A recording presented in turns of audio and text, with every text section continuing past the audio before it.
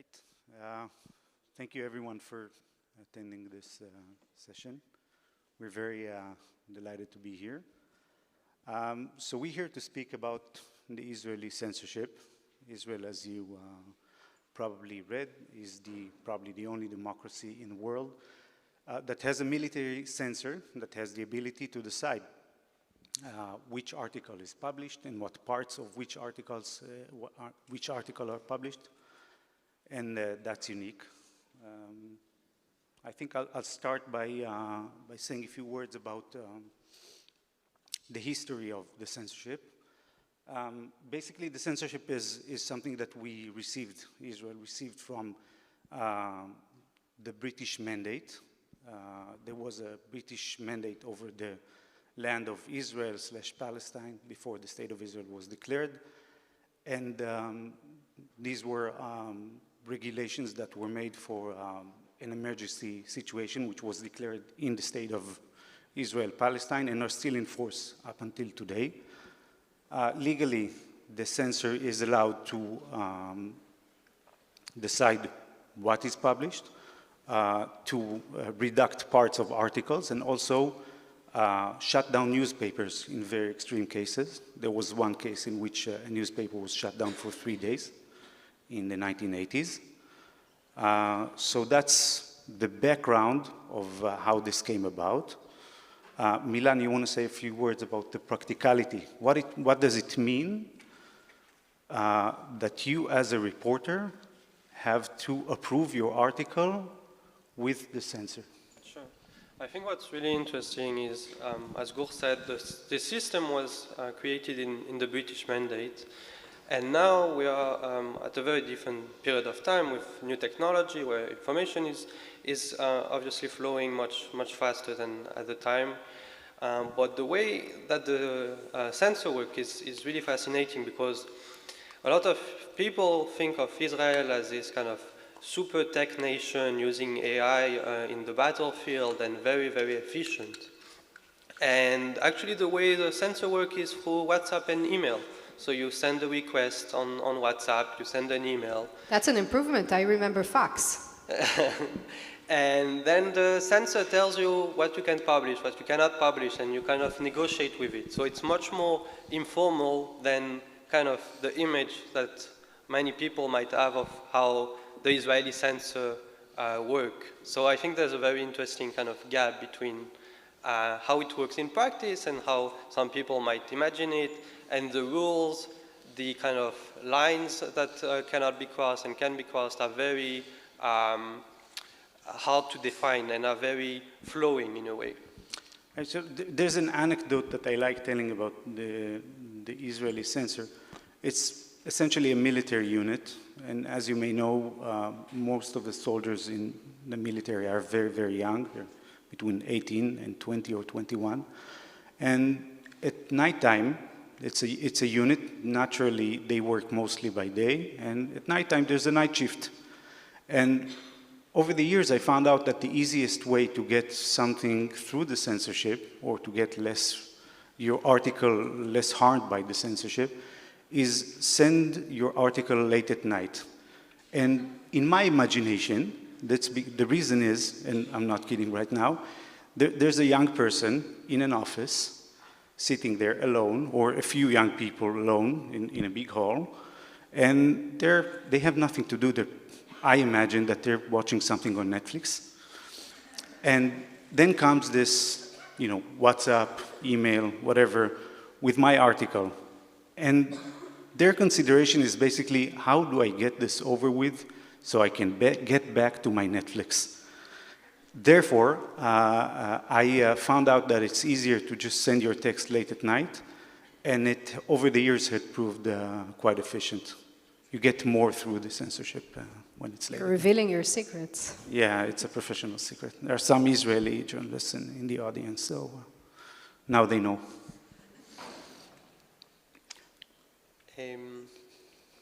Maybe Noa, you want to talk about kind of from the editor-in-chief point of view, how... Sure. Hi, everyone. This is a gorgeous venue. I hope you don't mind I took your picture all.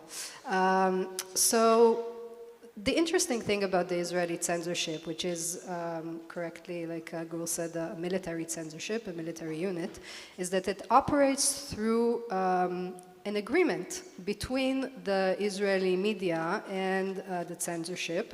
This is an historic agreement. After, of course, it does originate in the British law and the British mandate laws. A fact that I like to, to tell British people many times, when they ask about this whole censorship mess, and I tell them, yes, actually, it's because of you. But the interesting thing is that in a later period, the censorship found it more effective to kind of do an agreement between the editor-in-chiefs and the censorship, and now part of the legal basis for the censorship is this agreement.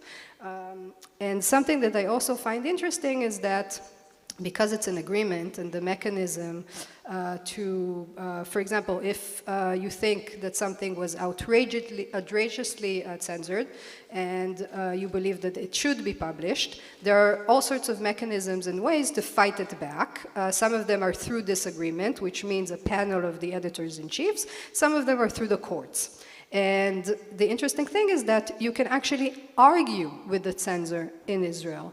And when I say argue, maybe the Italians in the audience understand me, but when Israelis argue, it's like, it's feisty, right? It's like, so I found myself many times as an editor arguing, very loudly with a censor on the other side of the telephone. And sometimes it even works. The problem is that along the years, the Israeli governments, which you are of course aware that they're going, they're shifting more and more to the right, suddenly started to understand, first of all, Gur's secret, that you can actually, there are ways to kind of go through this, maybe submit at night, or my way, which is, have a very loud argument, and that there are ways to go through, the censorship mechanisms and fight for what you do want to publish, and especially the courts. And part of, the fight that now the Netanyahu's government has with the legal system in Israel, with the courts, with the legislation, is that they think that the courts are too liberal-leaning. And the courts did defend in a few very important rulings the right for free information, and they did curb the censorship on certain issues and allowed things to be published. And when the government saw that, they thought, okay, so there are loopholes in the Israeli censorship. The Israeli censorship is too liberal, right? It's kind of a weird situation, but the government thinks, okay, the Israeli censorship is too liberal because they allow journalists to argue with them. The courts allow some pieces of information to be published anyways, and they invented this new mechanism of gag orders. Gag orders are just rulings that are issued by lower courts. Many of them in Israel already kind of aligned with the government's position. It's a long process that happened in the country, and through that mechanism, the gag orders, censorship is actually more strict in many occasions, and I think, Gur knows it from his personal work, some things, that he wanted to publish and are gag ordered.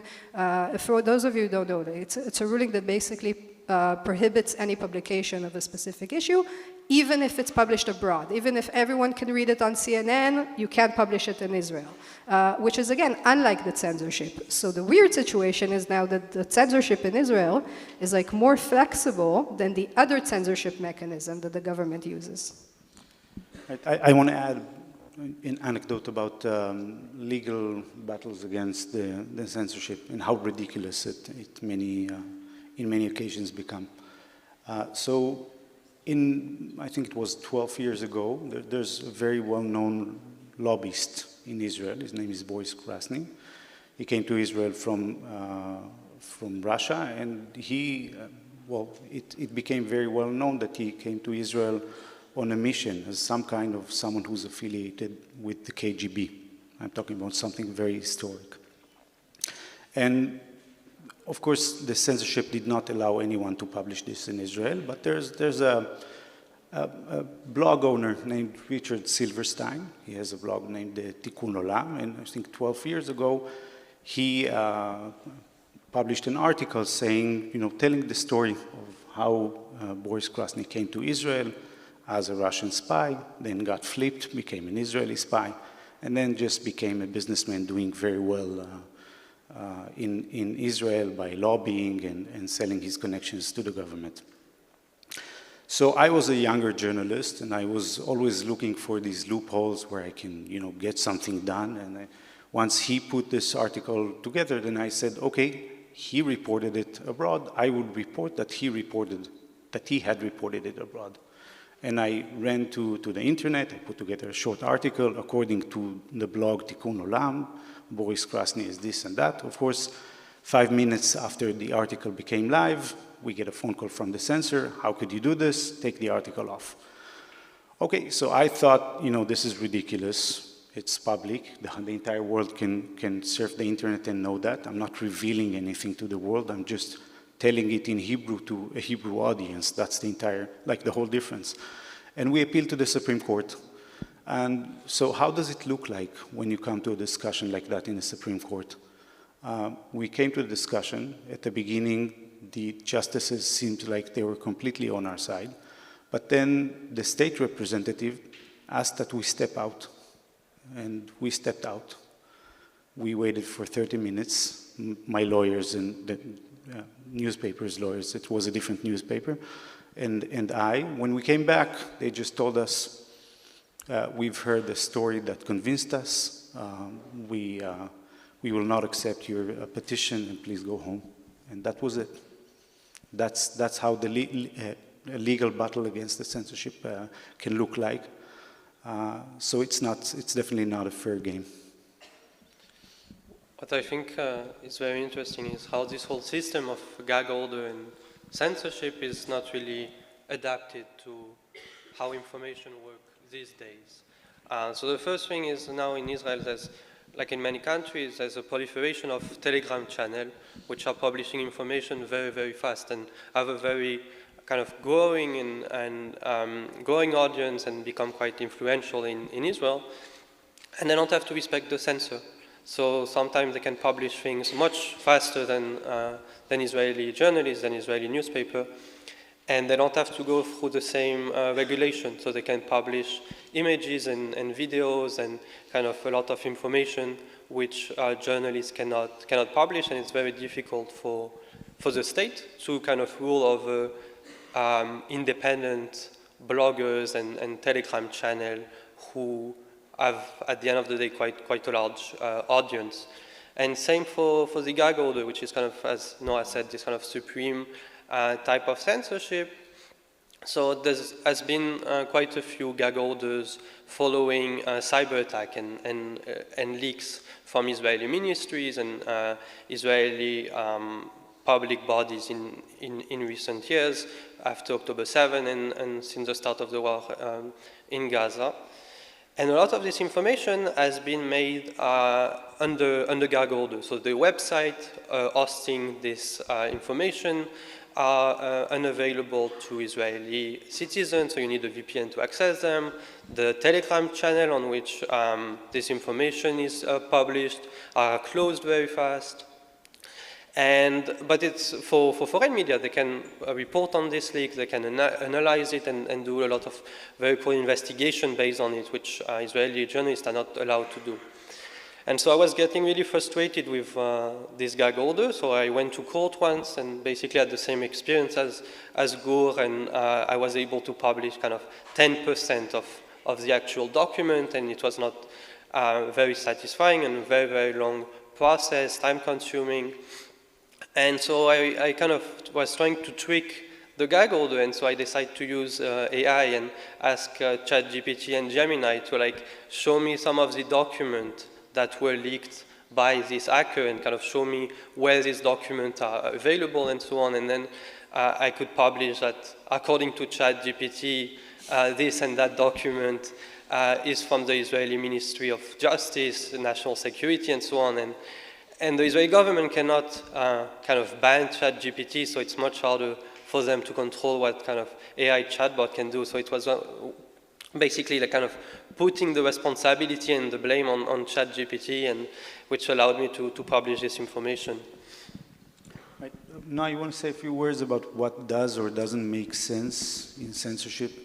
Would you say that none of it makes sense? Would you say that some of it makes sense? I mean, I'm firmly against all kinds of censorships, but I think many in Israel do understand the core issues. There's, by the way, there's a list of issues to be pre-submitted to the censorship. Maybe that's something we also need to explain. There's a list of issues. When you write about one of the issues in the list, they're all mostly security related. One of them is also foreign relation related, and none of them is political, for example, okay? They're all military security issues. So when you write about something in that list, you're supposed to pre-submit it to the censors. They go through whatever that is, text or something else. For example, for radio and television, they have like a special representative sometimes that actually sits there for live television, right? You can just stop something live. And these mechanisms, some of the issues are, for example, I think something that probably an international audience noticed during this war is, for example, where rockets hit, okay?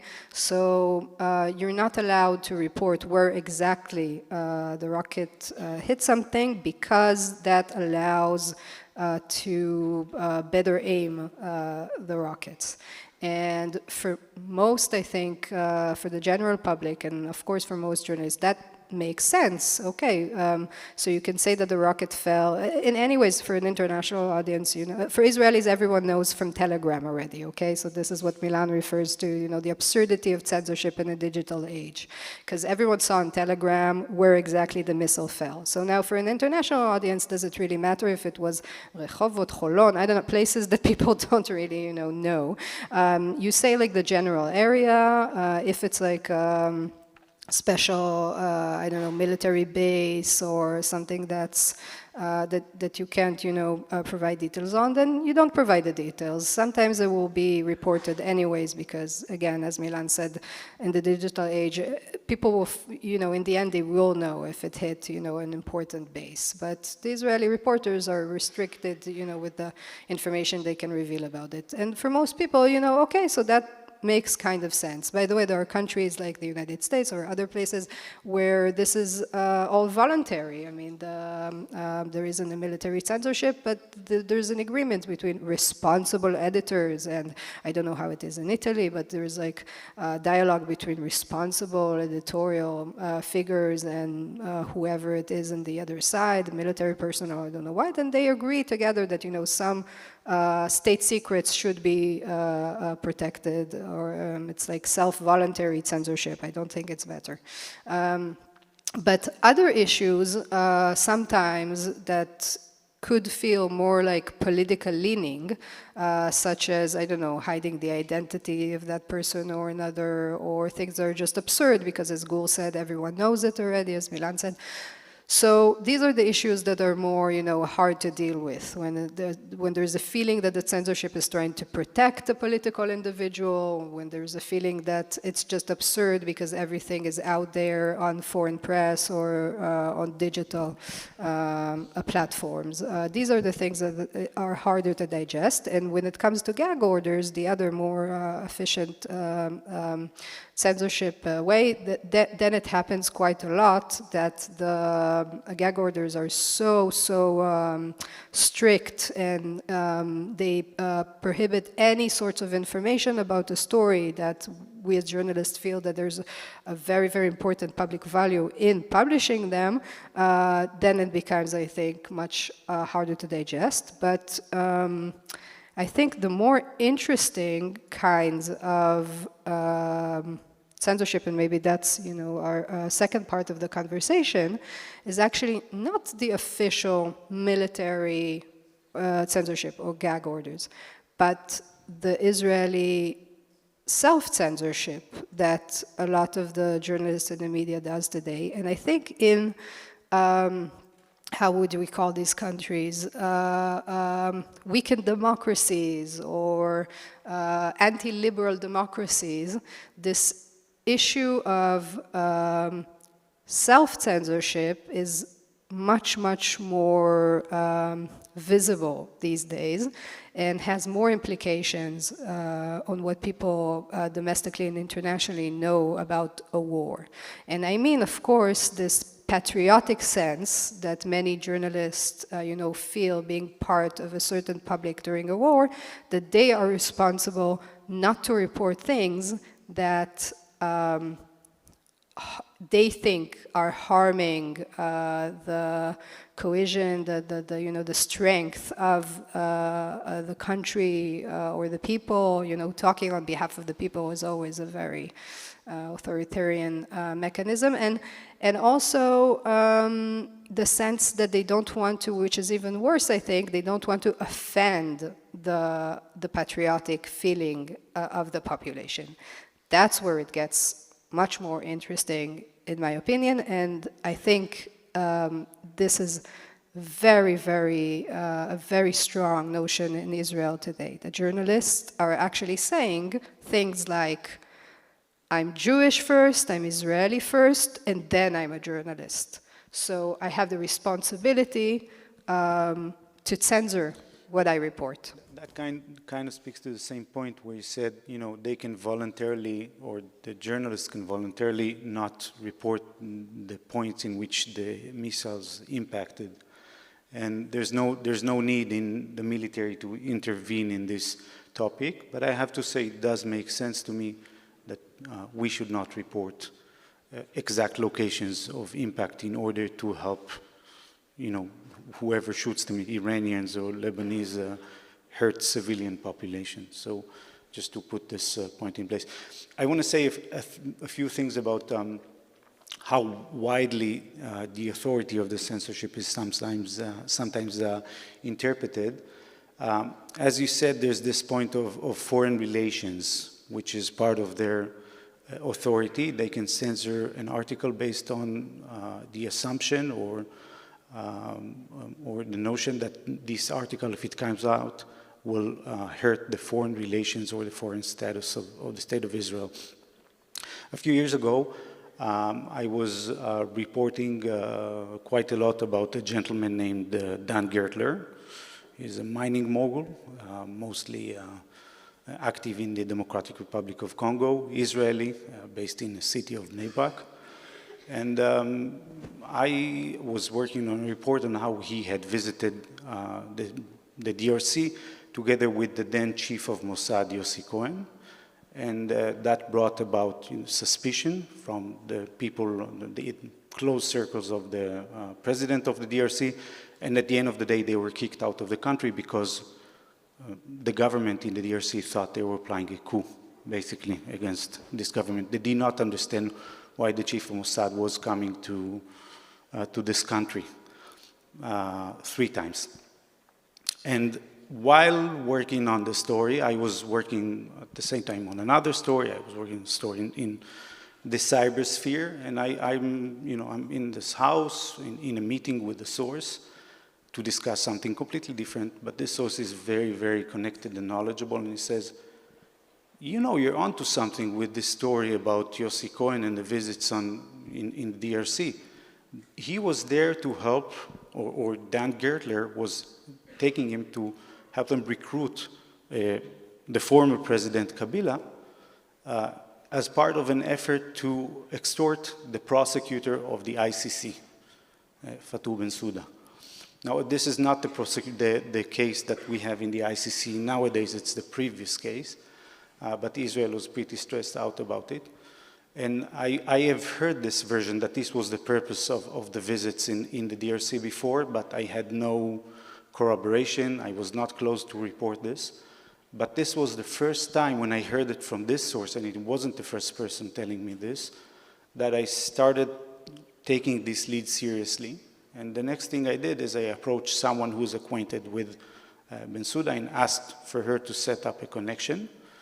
I don't even know what she did. I think she sent an email. And the morning after, something really freaky happened. I get a phone call from the censor, and he invites me to a meeting. It's an office building in Tel Aviv. I come the next morning, and in the room waits for me a person who says his name is Barak. He says he's from Mossad. Apparently, he was a very senior official in Mossad at the time. And they start the meeting by saying, "We know, you know about the prosecutor." How do you know that I know about the prosecutor? How could this be? And I just, up until today, I don't know if they know because they are following her emails or tapping her phone, or maybe she had reported to them. I don't know what happened. But this was a warning call. They just told me, be careful with this one. Be careful, you're not to report this. You will very carefully pass us your draft, and don't play games with us. You're not going to leak this to your friends abroad, which many Israeli journalists do. When you get censored, you send it to a friend abroad. That's why you kind of disable the mechanism of censorship, and you help a friend at the same time. But they said, no, if you do this time, you will suffer the consequences. And we had a pretty harsh discussion. I was not just sitting there. I told them, how could this conversation even take place? I can't believe I'm in this room with you having this conversation. I came back to the newspaper, consulted with my editors, and we came to the conclusion there's not much we can do. 2 years later, Harry Davis broke the story on The Guardian. It hit much harder than my story would have hit because I work for TheMarker. It's a sister publication of Haaretz.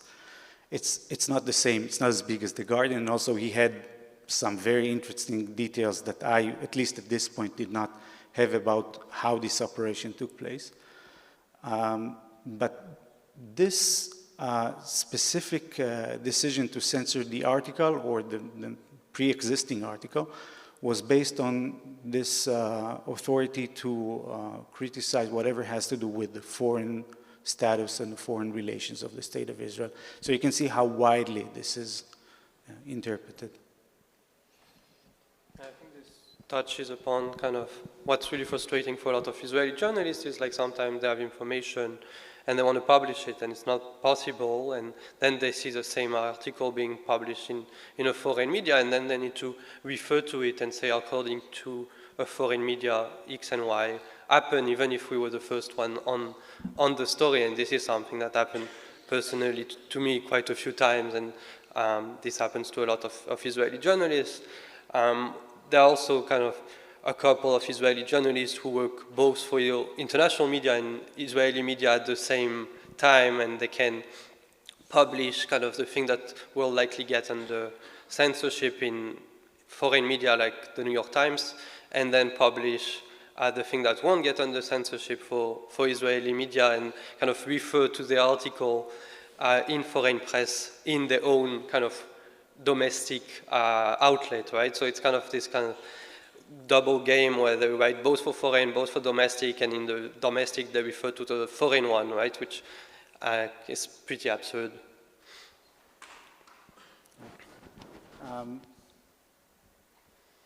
Before we open this up for questions, I want to go back to the point that you were making before, Noah. And I think I agree. Censorship is quite a scary idea for a democracy. But that's not the big problem. That's not the bigger problem that we have with the Israeli media. The bigger problem is self-censorship.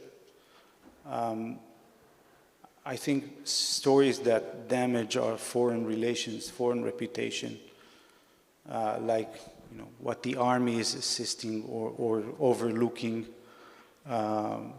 in the West Bank that's taking place nowadays. Some some things that were done by the Israeli military in Gaza. These things are not reported to the Israeli media, the majority of the Israeli audience, and it has nothing to do with censorship. It has to do solely with self-censorship and with the patriotic alignment that the war has brought about the Israeli society. And while this is a theoretically very interesting discussion, I think we should note at the ending of this discussion that the real problem is not the mechanism or the formal mechanism of censorship, but the social mechanism of censorship. And you want to say something? Yeah, I mean, if we want to dive deeper into the self-censorship mechanism, I see two main forms. So a pretty known Israeli journalist recently wrote a whole column about how he feels the responsibility of a journalist in times of war is not to disencourage the nation. So that is what I described earlier, the kind of self-censorship of people who feel that being a patriotic citizen during a war comes before your professional duty as a journalist. And it was really a very long article about, how should a patriotic journalist act in times of war. These are things that we saw in different parts of the world and history, in the United States during the war, Vietnam, or other places. There's a lot of examples for that kind of a discussion. But there's also a second layer, and that is people who are not extremely nationalistic, like this specific journalist. The considerations that I call it the mainstream censorship or commercial censorship, and that is when editors-in-chief or heads of news companies feel that they need to appeal to the most common ground, to the mainstream feeling in the population, just in order to have the views, the rating, the clicks. And as a result, of course, the advertisement, the income. So if you want to be the most viewed news channel in the country, then you need to appeal to the majority of the public. The majority of the public in Israel is center-right leaning, and during times of war is even more, patriotic, and they don't want to lose the viewers or the readers or the advertising. So if, for example, and this is, when we get to, to the hardcore issue, I think, is why did the Israeli media almost did not report about what's happening in Gaza? Why did they do it? And then, everything we spoke about, you you can see how it all connects. Some parts, have to do with official censorship. That's not the majority of the cases. Maybe it's like important, very crucial stories, but they're specific. And the bigger picture, you have that mainstream censorship of basically news channels or newspapers who don't want to offend the Israeli public by actually showing reality. I think it's crazy, it's absurd, but it's part of the situation you need to understand about the media landscape in Israel. And of course, it also affects when Gaza, cannot be covered by international media properly. Although, of course, there are many, journalists in Gaza who did their job and many were killed. That needs to be acknowledged too. But in the end, when there's restrictions on entering Gaza, and there's news from Israel is being censored or self-censored, then it affects how the world also sees this war that has effects on. We see now in the whole region, and that's why I think it's also important to understand how this domestic mechanism operate. So that part, the transparent censorship for commercial reasons, is the one that I think people speak less about. Right. There's an event worth mentioning about Guy Peleg. He's a reporter for Channel 12, which is probably the most, the most viewed Israeli TV channel. There was an affair with a certain military base which served as a prison for Palestinian inmates during the war, and there were quite a few cases of people who had died there under circumstances that were not properly investigated. There was one case in which an inmate came to a hospital and he was badly injured and internally.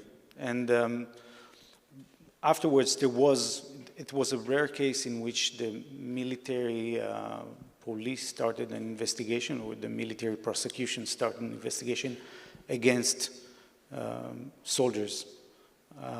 And in this case, it was because doctors had documented the injury, and also because there was a video of this group of four soldiers taking this inmate to a corner, where I think it looks like they assumed it was harder to, there were cameras all over this military base, so they assumed it was easier, and they were holding these, they were, I don't know, like brackets, I don't know, like pieces of wood in order to hold, to conceal what's going on behind, and well, behind you see some people doing something to this inmate.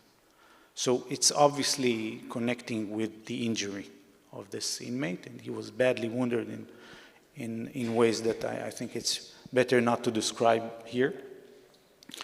And this journalist received the leak of this video from, now we know, the chief military prosecutor, and he aired it. And the social price that he had paid for this is just unbelievable. He has bullies walking walking next to him in the street when he leaves his house, blocking his car, calling him a traitor. There are hours, I think, of panels in the right-wing part of the media dedicated to his treason. And I think he has paid a terrible price. By the way, at the end of this affair, the chief military prosecutor was investigated for leaking the video. It was found that she had leaked the video, in fact. And because of that, the case against the soldiers was dropped. But the price that this journalist had paid for not investigating, this is not investigative journalism, it's just taking a leaked video and airing it, is unbelievable. And I think if you come to discuss what the problems are, like what really brings censorship to the reporting that the Israeli audience is receiving, unfortunately, we could have had this discussion if this wasn't wartime or these times. We could have continued to just speak about how bad it is to have, a formal censorship. But, the price that he had paid, this is the reason others would not do the same. And I think I find it hard to believe that this channel will ever air anything like this again. If I can add to this, there's a few Israeli outlets who are kind of willing to push the boundaries of self-censorship, and obviously Haaretz is one of them. And then there's this kind of dynamic where readers of Haaretz get to read censored articles, right, where the most interesting information is taken out of them, of the article, and they need to learn how to read between the line, right? So there'll be an article saying, Israel is selling some military hardware to a country with whom Israel doesn't have relation in Southeast Asia, right? And everyone will kind of have a general idea of what is this country, and then the journalist can kind of do follow-up, and the reader will start to understand what is a story, right? And so this is really for like Israeli domestic audience, and with time they get to like learn how to read between the line and understand what the journalist is talking about. But for foreign audience, when this article are translated in English, this article make absolutely no sense. Right, but I think if you read this kind of an article and you look for the follow-up in other foreign outlets, you will figure it out. So that's. My favorite kind of publication is a very important story about security issues is not allowed to be reported. Yeah. And then everyone's guessing. Yeah. Should we take some questions? Yeah, I think so. Is there a microphone somewhere in the... Oh, okay, yeah. Hello, nice to meet you. I'm Luciana from Argentina. And I was wondering, I kind of get the idea that you say that the censorship is supported by society because of this patriotic alignment that you speak about. My question is, do you think if this sentiment or alignment wouldn't exist in Israeli society, do you think you could be here talking about this? And my second question, follow-up, would be, if you agree on this maybe like attack specification because of security reasons, what would be your proposed system? Like no censorship at all, or do you think something should still be cautious? Yeah, thank you. Do you want to take two more questions maybe and then answer together? Anybody else? Hello? Yeah, I'm here. There. Yes. Hello? Yes. Yes. Yeah. Hello, I'm Hélène from France. And my question is the Israeli public aware of the censorship? Is the Israeli public aware that he doesn't get a complete information, and is he okay with that? Thank you. Great question. And another one, a third one, then we'll answer together. Hi, Noa, this is a question for you. As a leader of a newsroom, how do you deal with this sort of patriotic censorship when it comes from your own journalists? I would imagine you've dealt with a few cases, and I'm curious to know how you approach that. Interesting. Okay, so who wants to... Yeah, I can take the second one. I think the Israeli public is really aware of the censor, and I think when we are talking about this patriotic sentiment, I think actually a lot of people in Israel actually like the censor.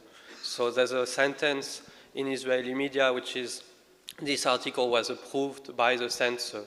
And Israeli media don't have to put this sentence, but they do because the public likes to see that, well, this article is fair and square and it was approved, and so we can publish it.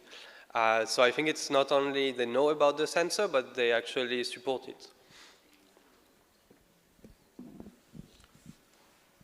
You want to choose one of them, or the three? Okay.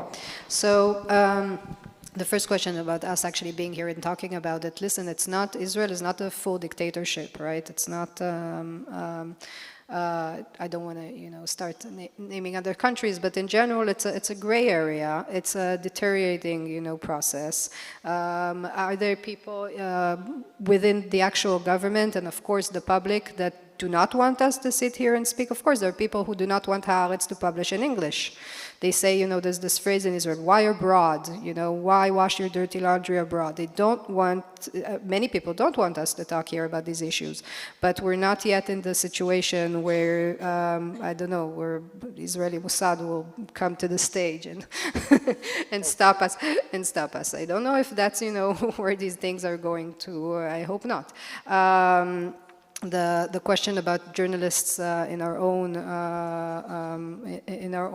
newsrooms. I mean, I feel like I'm very, very lucky to be an Israeli journalist working for Haaretz, because I think our journalists, Gur is definitely one of the most important of them, but, there's a whole group of very dedicated journalists that are very, very dedicated to the profession. They understand the meaning of actually, being a journalist. They understand that being a journalist and uncovering, the truth is not something that is opposed to being a citizen of a country. At the opposite, at a time of war, you must tell the public the truth about what is happening. It's part of being. It's not, that being a journalist and being a citizen are two opposing entities. It's the opposite. It's your duty to report the truth during the war, even if it's the uncomfortable truth.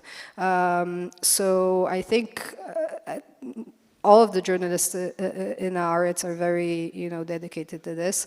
Sometimes we have internal discussion, very feisty internal discussions about our opinion section, things that are being voiced there, for sure. But I don't think, about the facts. Many of our journalists that did uncover very uncomfortable truth about this war, when they did this, they did not feel, even if politically they're not, they're more center-leaning, they feel that they're doing their duty as journalists. They don't feel that this is opposed to some kind of a patriotic sentiment. So that's why I feel in Haaretz. I want to address the issue of the missile impacts that you asked about. As I said, it's completely agreeable to me that we shouldn't report the location, the exact location of the impacts. But I think there's no need in a whole, in this institution of censorship for this. This could be addressed in a specific law that says, do not report locations of impact. And if there are specific issues that are similar to this, I don't have in mind anything other than the locations of the impacts, but if there are similar issues, they can be addressed with specific legislation. I don't think the institution of the censor can be justified by this specific issue. More questions?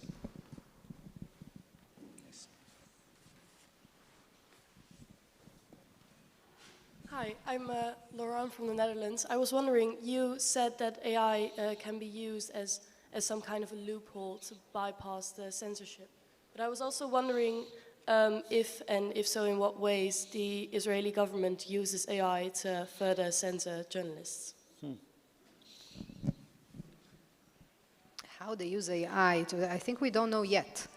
I once had this incident. It was interesting, your story about the emails, because I once had an incident where someone called me, actually not from the censorship, but from Israel's cyber authority.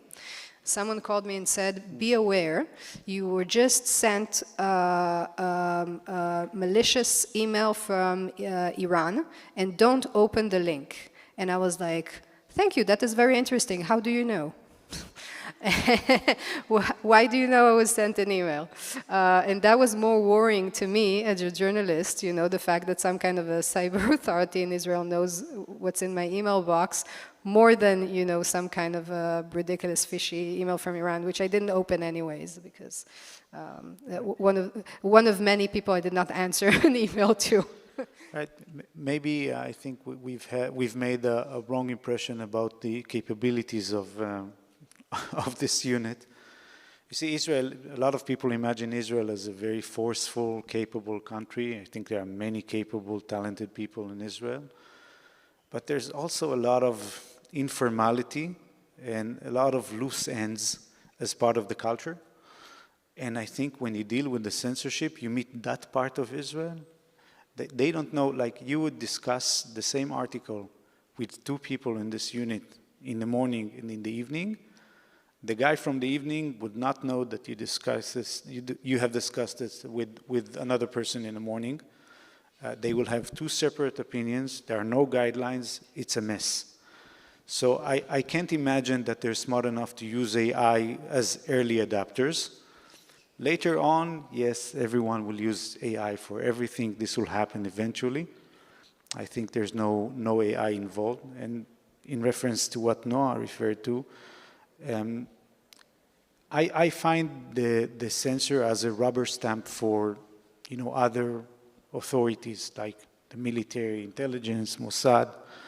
I had a case of an article that I wrote about. It was about an operation that Israel is running for online influence / bots, actually to impact the Iranian public in Farsi.